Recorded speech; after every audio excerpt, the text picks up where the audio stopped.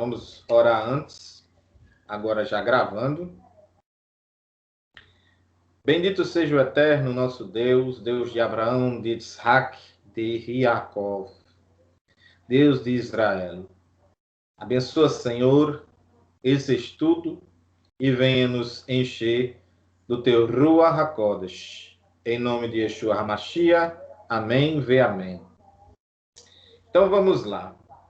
A Parashá é a Parashá Terumá. A gente está na quinta aliá, mas já dá para falar algumas coisas, né? Vamos falar de contribuição, né? Inevitável tocar nesse assunto. Muito interessante, que é diferente do cristianismo na hora da arrecadação. Não existe peso nas pessoas para contribuição. Não existe. A contribuição é uma oferta alçada, é voluntária.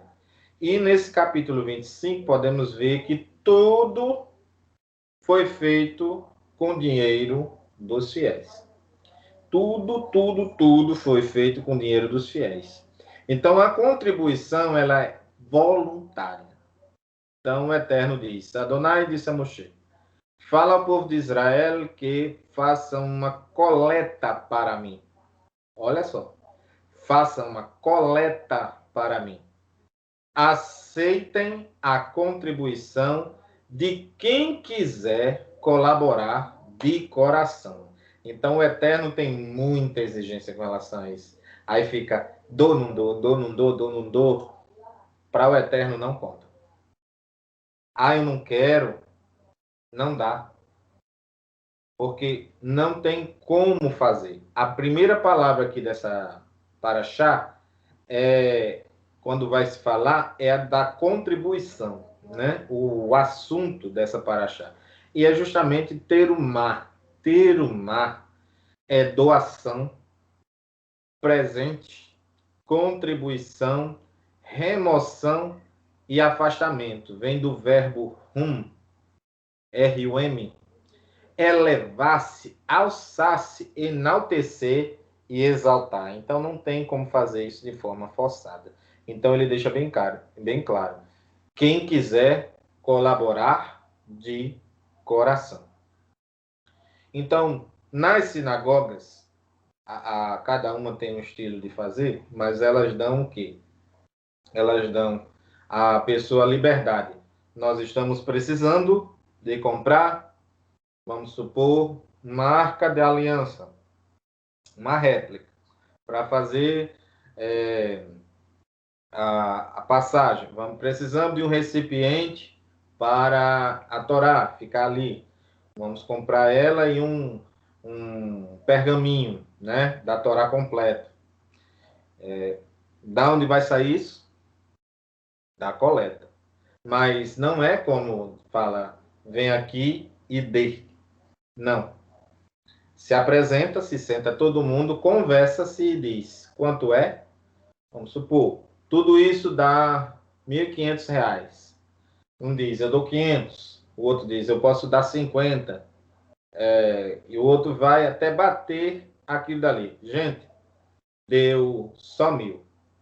Porém, vamos esperar para o próximo mês. Esse dinheiro vai ficar guardado aqui. Exatamente, deu 1.000. Mostra para todo mundo. E coloca-se lá. Quem for recebendo vai trazendo para fazer isso. Tudo que for dali da congregação não poderá ser usado para uso pessoal. Por exemplo, aqui é comprado para o Rosh fulano, para o Shalia fulano, para o Rabino fulano, não. Isso passa-se a ideia também, quando umas têm mais condições, ao um rabino de carro.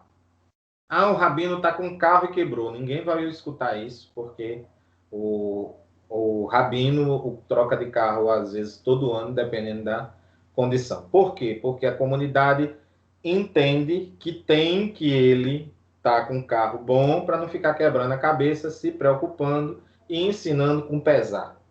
Ele tem que ensinar com uma leveza a Torá. Então ele vai ter uma despreocupação total nesse questão material. Porém, o carro sendo da congregação, não sendo comprado com o ganho dele, uma ajuda de custo dele ou do trabalho dele, não se passa de pai para filho. Interessante, né? Então, não se passa de pai para filho. Ah, meu filho exerceu a mesma função de rabino. Ele usufrui por ser da sinagoga, por ser da congregação, por ser daquele lá. Mas ele não tem a herança daquilo que foi comprado com dinheiro de todo mundo ali na congregação. Então, é isso daí. Quantos botijão de água precisa? Ah, precisamos de 10 para passar um mês. E é só 10 cheios. Passa o mês, passa. Ah, aconteceu de não dar. Ah, vamos lá e compra mais 2. Conversa com quem pode ajudar, toma, e a pessoa vai lá, já compra, já deixa tudo tranquilo ali e se faz assim. Tirou oferta fora as coisas que precisa realmente? Não. Mas se deixa aberto. Por quê? Porque dízimo se dá ainda para quem quer dar, porque dízimo é ligado ao templo. E como é ligado ao templo, a pessoa pode se dar o dízimo ou não. Quem diz, eu não vou dizimar, não é castigado por isso, porque não tem templo, está isento de culpa. Pode dar mas é mandamento, é mitzvah. Mas a gente está isento porque não tem como levar para o levita. Uns dão para o templo em Israel, conseguem a conta e dão para lá. Mas outros podem fazer também o quê? Dar em forma de alimento para uma pessoa necessitada. Primeiro, na família da pessoa, conta. E depois na comunidade. E terceiro, se não tiver ninguém necessitado na família e não tiver ninguém necessitado na comunidade, onde se está ali na congregação, se vai até alguém na rua e ajuda. Então, aonde tem uma congregação judaica que guarda isso, que guarda direitinho, a comunidade como um todo, não só a congregação, ela vê a diferença. E não adianta guardar só as letras. Torá é eterna, Torá é princípio. Torá é princípio. Então vamos lá. Todo o capítulo 25, ele vai falar de quem dá suprimento do templo. Né? São todos da comunidade que dão suprimento do templo. Mas através de quê? Sedaká, oferta, dízimo e alimento. Quem quiser dar o dízimo, é o meu dízimo em dinheiro, pode dar, tem a liberdade. Mas pela palavra, se quiser fazer de acordo com a palavra, também pode ajudar o necessitado. E aí entra a grande questão. Por que então algumas igrejas são mais abastecidas que as outras? É por falta de ensino sobre isso? É por falta de ensino correto. Porque se não forçar tanto, né, botar feito um sanguessuga, sugando o seu sangue, talvez a pessoa fique mais folgada para ajudar. E tem que ajudar de todo o coração. Não pode fugir disso. De maneira nenhuma. Entendido isso, do versículo 10, né, do versículo 10 ao 16, vai falar da Arca da Aliança. Né? Do 10 ao 16, ele vai dizer assim: eles devem fazer uma arca de madeira de acácia. Eles devem fazer. Então, isso vai muito do intuito que se passa, que se você fizer alguma coisa com amor, se você fizer com amor, é caché. Né? Caché. Mas se não fizer nem caché, andei estudando, até um feijãozinho com arroz, se a esposa não fizer de forma com alegria, estiver fazendo de má vontade, não se torna caché. Se torna inadequado para a alimentação. Então, por quê? Porque justamente Lehai.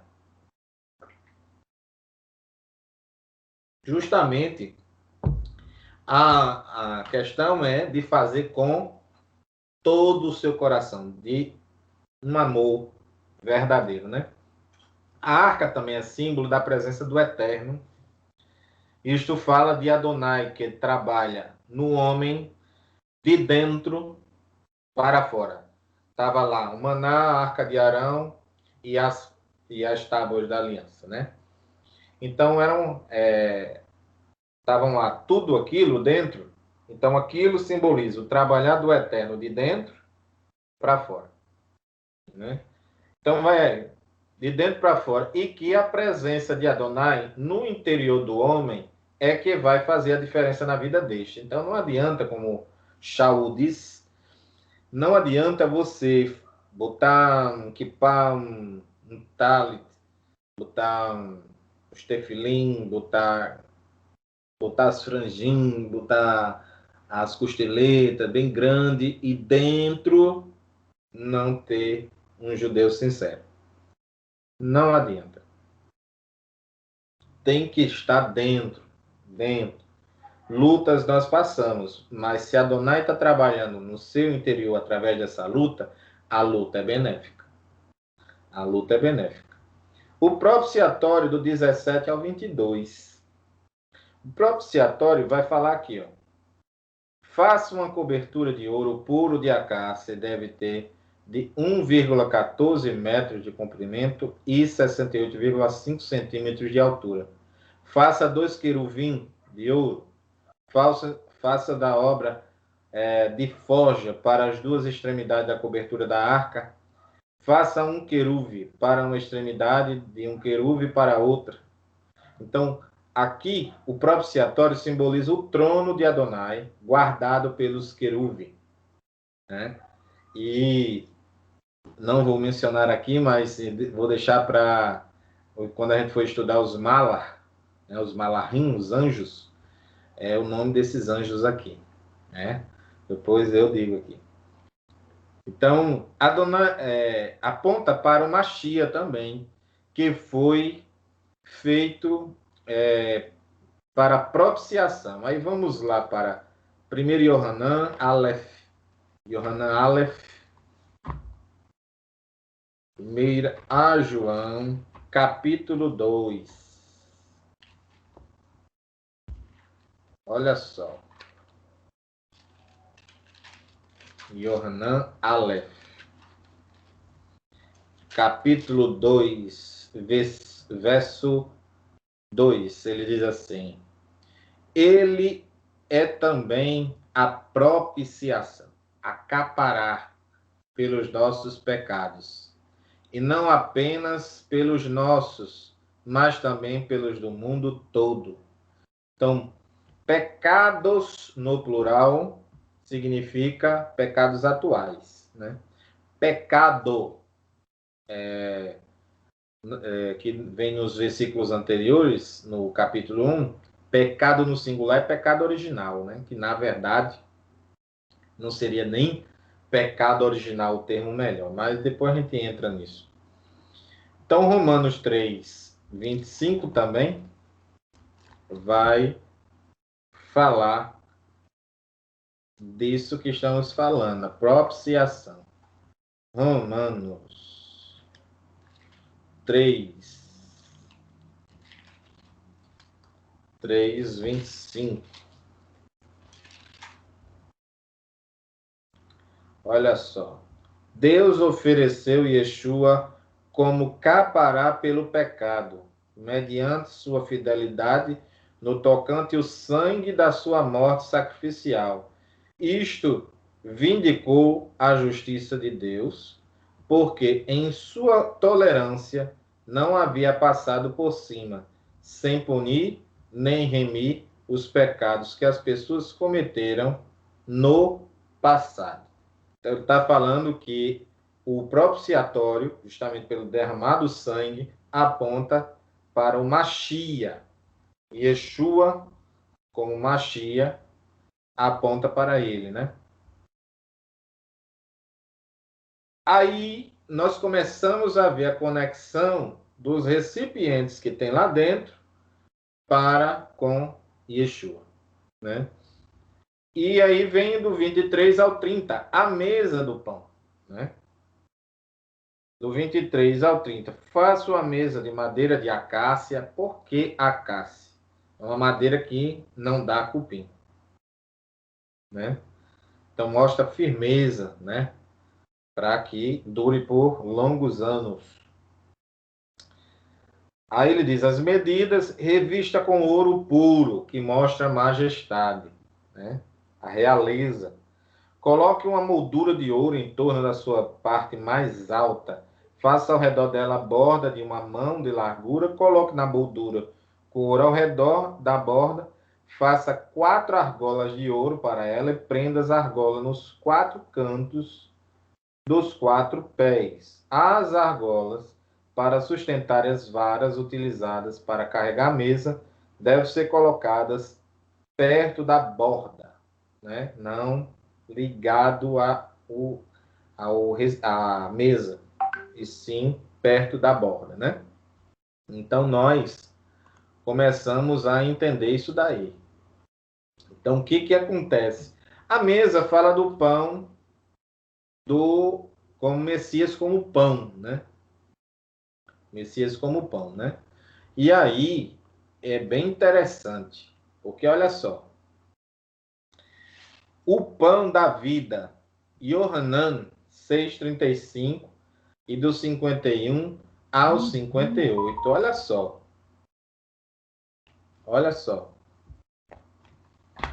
Yohanan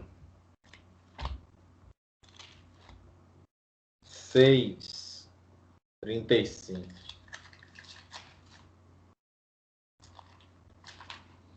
6,35. Ele diz assim. Yeshua respondeu, eu sou o pão que é vida. Né? Então, pão da vida, o pão que é vida, né? Quem vier a mim nunca terá fome.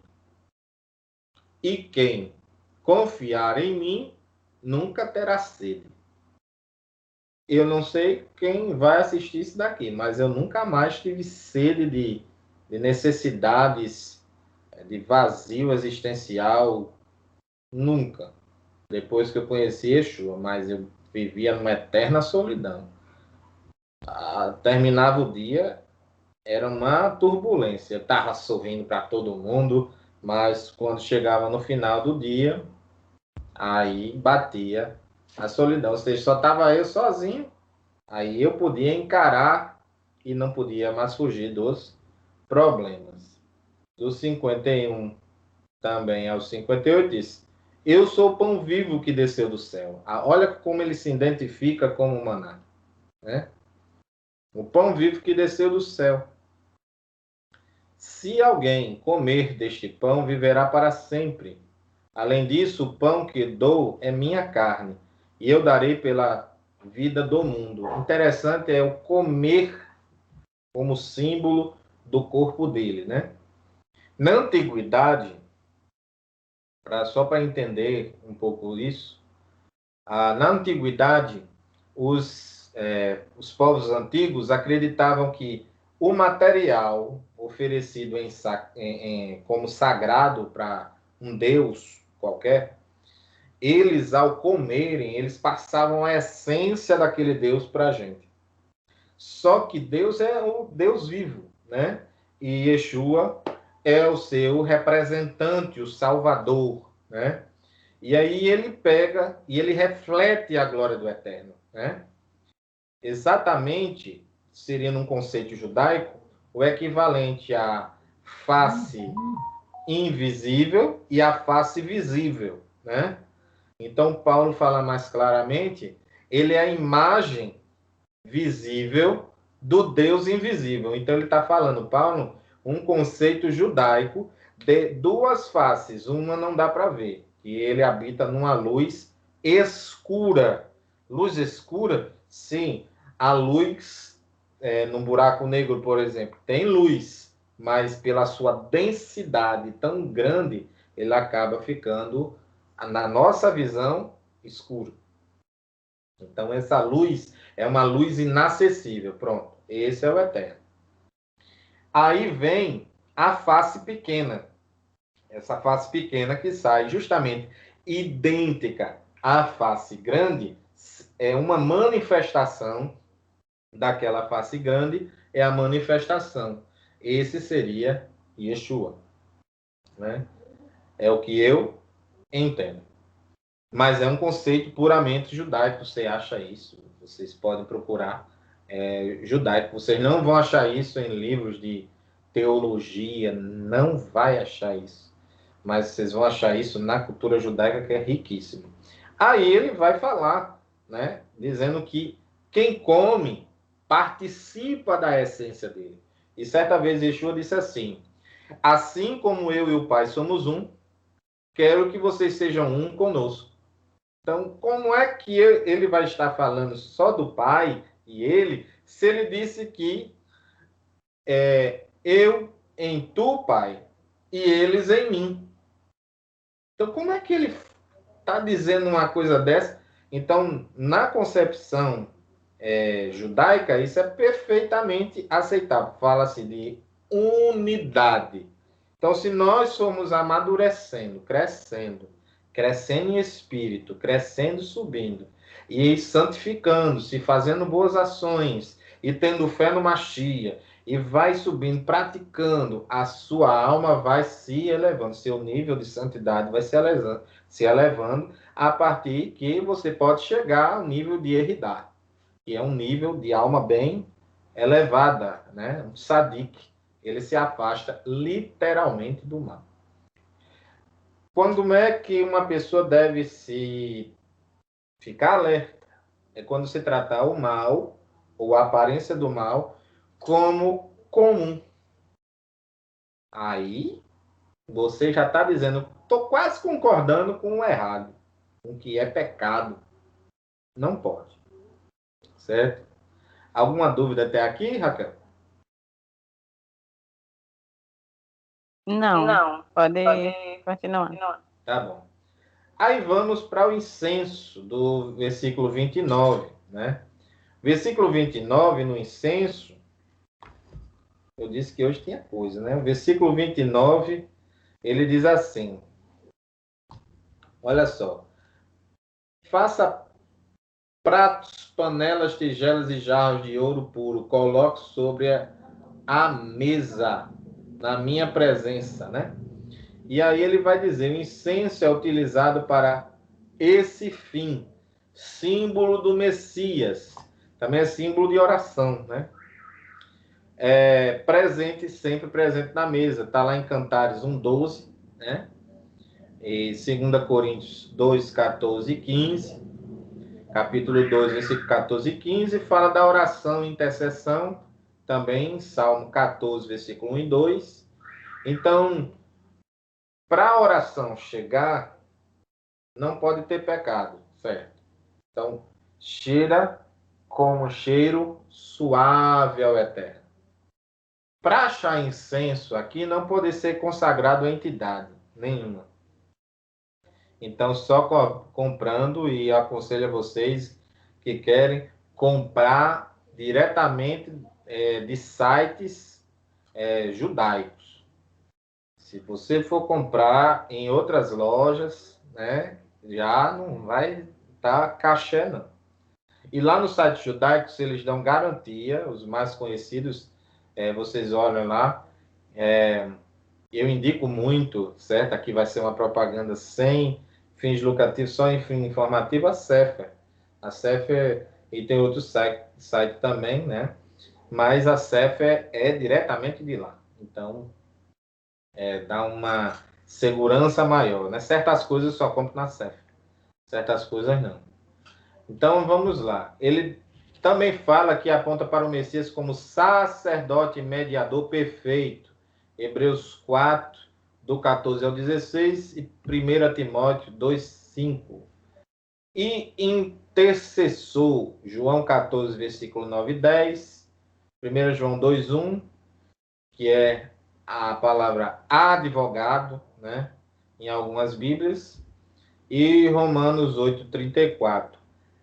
Candelabro do 31, né? Candelabro do 31 em diante, algumas versões em português aparece candelabro, mas a palavra certa seria menorá, ou menorote. Menorote no plural, menorá no singular. Então, a menorá tem vários significados, inclusive em Guilhana ou Razon, Apocalipse, ele seria uma indicação das igrejas, né? As comunidades evangélicas. Não é igreja, vamos dizer, templo ali. São 7 templos que realmente existiram ali. Tem as ruínas até hoje, né? Quem quiser pode visitar lá. E você vê as 7 ruínas, sim, mas igreja é quem se reúne ali, né? E a igreja era de liderança judaica. Vem frisar isso daqui. Liderança judaica. Simboliza o Messias, a luz do mundo. Né? Está em Yohanan 8:12 e 9:5. Então pode ver que as pessoas podem achar tranquilamente que a gente está dizendo sem referência. Não, tem referência, né? Agora, as pessoas procurando entender a Torá melhor, vai ver que a Torá ela é eterna por causa dos princípios. Você veja aqui que o princípio da coleta, é certo alguém da comunidade receber uma ajuda, se tiver precisando, a ideia é o quê? Não deixar ele na zona de conforto, mas também não abandonar. Então, o que acontece? Não deixa ele na zona de conforto, né? Por quê? Porque você trabalha com o quê? Ah, eu trabalho com mecânica. Manda todo mundo para lá. Para dar aquela alavancada, né? Você vai atender lá fulano, ciclano, beltrano, e ciclano, beltrano vai dizer, o atendimento dele é bom, pastor. Rocha precisava melhorar nisso. Aí a gente vai até fulano, melhore nisso. Certo que os irmãos estão falando e precisa melhorar isso. Tá bom. E aí ele vai. E ele vai crescendo, melhorando de vida, e aí ele começa a deixar de precisar. A ajuda já vai para outra pessoa. E aí vai fazendo. Mas a gente não pode fazer muita coisa aqui, não tem ninguém que trabalha aqui. Espalhe o máximo de pessoas. Fulano, quer pegar quantos currículos dele para entregar? E assim vai ajudando um ao outro. A ideia é sempre tirar o máximo de pessoas do desemprego, né? A ideia é essa. Mas existe a ajuda das pessoas com relação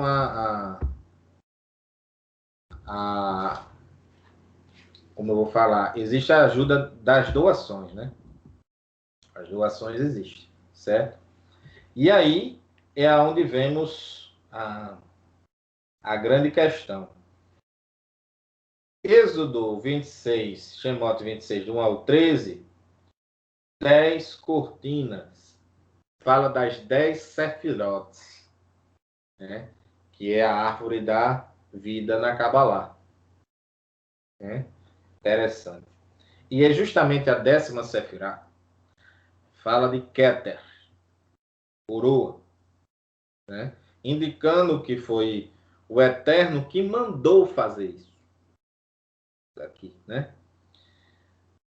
Também 5 cortinas, olha só o que ele diz. Façam 5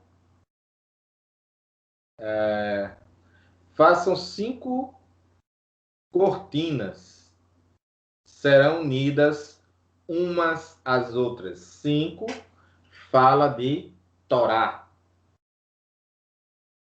unida uma à outra em um só rolo, que é chamado de Shumash, né?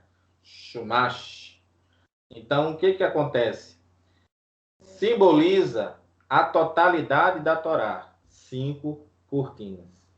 Interessante, os Shamashim, né, é o rolo completo da Torá, indicando que o que está aqui presente é para nós internalizar, colocar dentro as palavras e praticar.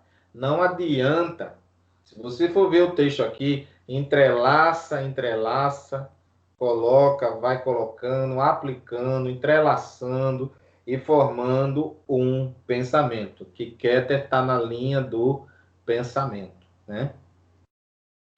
Então, a totalidade da Torá, certo? E a primeira palavra vem do verbo 50, vem a palavra também 50 laçadas, né? 50 laços na orla das cortinas. Então, 50 vem de 5 multiplicado por 10, no caso, né? Então, 5 multiplicado por 10 dá exatamente 50 laçadas. Então, meu pensamento entrelaçando com meu pensamento entrelaçando com a Torá, eu colocando a Torá dentro de mim, através do conhecimento, vai fazer isso, né? De dar 50 laçadas. Só um minutinho, filha.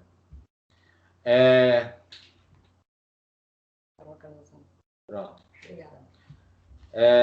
Multiplicar por 5, dividir por 5, arrumar, equipar e indica a Torá. Vocês podem ver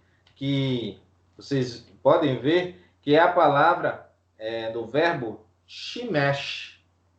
Então, significa multiplicar por 5, dividir por 5, arrumar, equipar, indica a Torá. Então, a Torá vai o quê? Multiplicar as coisas, né? Sempre o lado bom. Dividir por 5, né? Então, vamos dividir por 5 aí. Dividir, como diz assim, dividir para conquistar? Não. Dividir com as pessoas, né? Você vai ser tão próspero que vai estar compartilhando. Arrumar a bagunça. Olha como é profundo, né? Equipar, dar armamento. Olha só, né? E vamos fazer uma meditação também sobre Marcos 16, que é bem interessante, verso 15. Para a gente se equipar, né? Vamos ver Marcos 16, verso 15.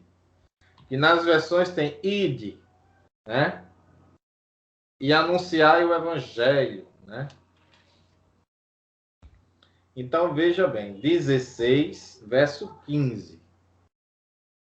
Ele diz assim: E disse, vão pelo mundo todo, anuncie as boas novas a toda a criação. Aí alguns dizem, não, foi só judeus. Só aos Yehudim. Não. Se for por esse raciocínio,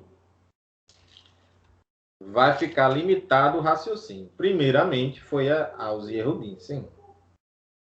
Mas em Atos, você veja, mas receberão poder quando o Ruach HaKodesh descer sobre vocês e serão minhas testemunhas.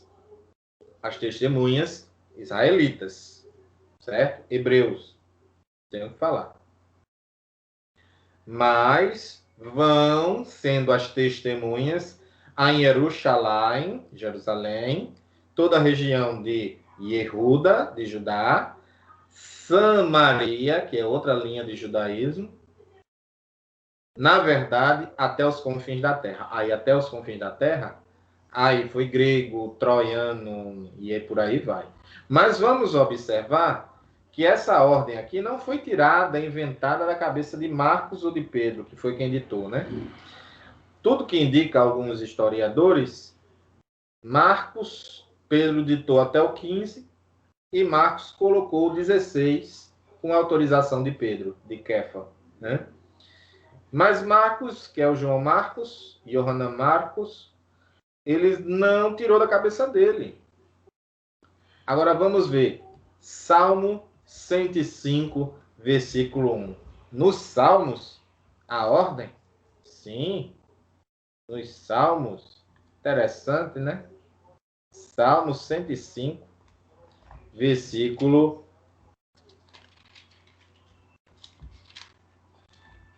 1. Deem graças a Adonai, proclamem seu nome. Torne seus atos conhecidos entre os povos. É um id ou não é? É um id, certo? É o id. Aí a questão, você está fazendo? Porque a ideia aqui não é você dizer, vou bater uma meta de almas por dia. Não. É naquele círculo de amigos, você está ali, aí você vai lá e diz, fulano está com um problema. Aí você senta com ele, conversa com ele. Deixa eu falar um pouquinho de Torá aqui para você. Conversa. Rapaz, tô querendo Yeshua. Tô querendo. Vamos conhecendo aos poucos, bora. E vão fazendo discípulos. Talmidim. Entendeu? É durante a caminhada, sua caminhada. Você encontra pessoas e você fala para elas. Tem mais. Isaías 12:4. Né? Isaías 61, Isaías 53:1. Olha como tem Isaías, né? Isaías 55:1, Obadias 1:1, Obadias, sim, vai lá, você vai ver. E Salmo 96:3.